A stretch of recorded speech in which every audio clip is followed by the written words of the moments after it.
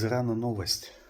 Якобы поймали агентов Моссада, привязали их к ракетам и хотят запустить в Тель-Авив.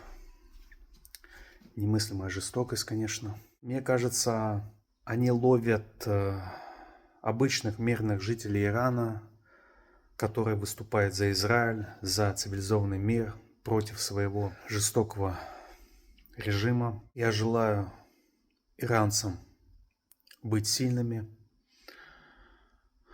Вы большие молодцы и переживаете очень нелегкие времена. Вы очень смелые.